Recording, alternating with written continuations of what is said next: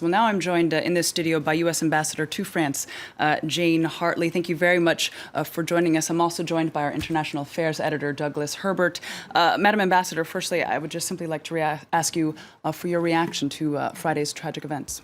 Well, first, I'd like to express my condolences to the victims and to the families of the victims. It's a horrific tragedy.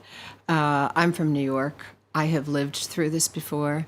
And I want to repeat what our president said. This is not just an attack on Paris, on the people that live in Paris, but it is truly an attack on humanity. Yes, indeed. Actually, this set right now is filled with 3 New Yorkers. Douglas, also from New York. Not to just put it on that eye as well, I'm from New York, and it certainly is something that we are seeing many New Yorkers even saying that you said you've received emails just asking questions about this. Yeah, since this happened, I've received so many emails from New Yorkers asking me about my safety, but also going on to say we know how it feels, and we want the French to know that we are shoulder to shoulder with them. And in New York over the weekend, many things happened, but the Statue of Liberty, a gift from the French, was lit up in French colors. The Statue of Liberty, which to me signifies freedom and liberty. Yes. So an important symbol. And at our New York Philharmonic last night, they played the French national anthem, and people stood in respect and in solidarity. Yes, indeed, and it's important at this time. And now let me ask you, we've heard from the U.S. President saying that we will indeed support France as it faces this challenge that is now a global challenge. That's been said. Do we have an idea exactly of what capacity this will be in? Well, I know we're working closely with the French, and really since minutes after the attack, our government has been involved. I personally have been in contact with the Minister of Interior, with the Elysee. Our Secretary Kerry has been as well, and really throughout our government. Lisa Monaco, I know, has been in constant contact with Bernard Cazeneuve. We are here to work with the French. We are here to support the French, and I know, particularly in the law enforcement area, there's been close contact. Douglas, I want to bring you in, yeah. Just like, has this given, within the embassy, is there now sort of pause to connect back to the U.S.? Is there a sense of heightened vigilance now back in the United States because of what's happened here? Is there a sense of heightened threat to the U.S.? And have officials here come sort of asking you and your staff for more details about what you know about what's going on here? I wouldn't call it heightened vigilance. I mean, the U.S., remember, this happened to us on 9/11, and since then, there has been vigilance in the U.S., and we've seen this year attacks throughout the United States. So there obviously is tight security in the United States, but there has been. But the one point I do think, as we've seen over the last few weeks, the Russian airliner, the attack in Beirut, we all have to start thinking that we are in this together. This is not, this terrorism does not stop at borders.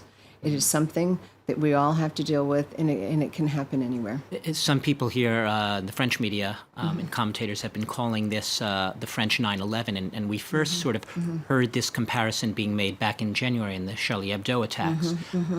How do you see this? I mean, it's perhaps a little crass to make comparisons, but do you see this in a sense as the French 9/11?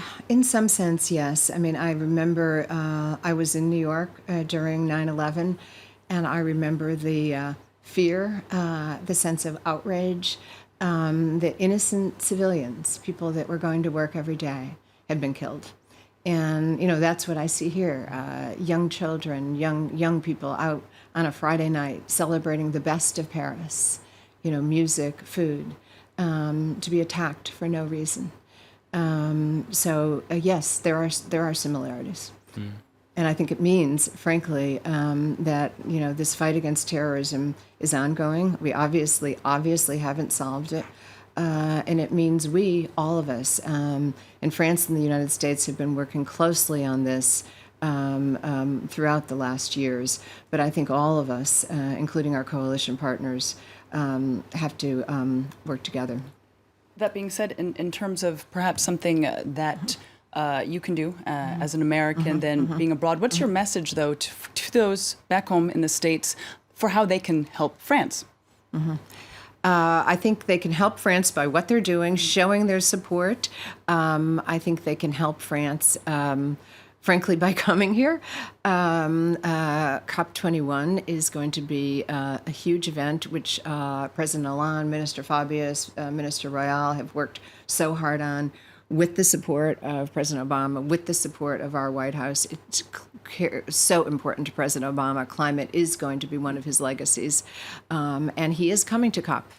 Yes. So saying don't let fear keep you. I'm saying from, don't. Yes, I once again lived through this in New York, and New York was shocked, as I said before, but we bounced back because we're New Yorkers, and I see the same grit and determination and strength here in France.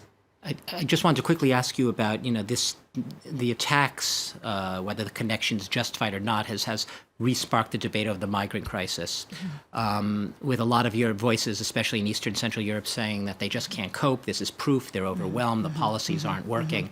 Do you feel the U.S. can and should do more, perhaps, to take in refugees from Syria? Or is it just geographically not feasible? What do you think when you see the migrant crisis here, when people say this is really a global problem? Well, listen, I think it is a global problem, and I obviously, when you see the footage of young children, and it breaks my heart, it breaks everybody's heart. I think the U.S. has done quite a bit on the humanitarian side. I think we've given about $4.1 billion in humanitarian aid. I think we just added $400 or $500 million the other day. The U.S. is a country of immigrants. It's where our hearts are. I assume we will continue to do that. We've also upped our our refugee totals over the next couple of years. It's about 10,000 now, I believe, that Barack Obama has said he'll take in. It was a couple of thousand now. He's going to say in the coming year, I think 10,000 or so. I'm just curious, But it's 100, the most important point, though, it's 100,000 total over the next week. I think it's 70,000 going to 85,000 going to 100,000. So it's a significant number. A significant number. Have you had any expressions of concern? I'm sorry, sticking with the migrant crisis again. Any expressions from French officials, even right up to the President Hollande, coming to you and saying, you see that we're really, really up against the wall with this. Can you sort of go back to Washington and see if they could do a little bit more? No, there has not been a request from the French government. They know, though, that on all of these issues, we work closely with them. Our State Department works closely with the MFA. I have very good relationships with the Elysee. And they know, if there is an issue, that those lines are always open. And as I say, the U.S. is a country of immigrants. That's how we were born. That's who we are. And humanitarian aid is something we care about. I'm sure that conversation, if it needs to be had, will be had.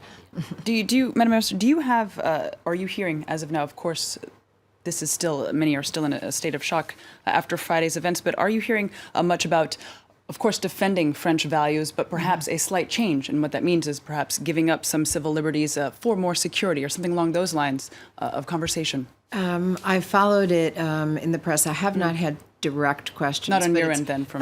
No, but it is, once again, we have lived through this. We saw it after 9/11, and one of the key things you always have to do, and it's difficult. And I applaud the French government, and I applaud the U.S. government for what we did.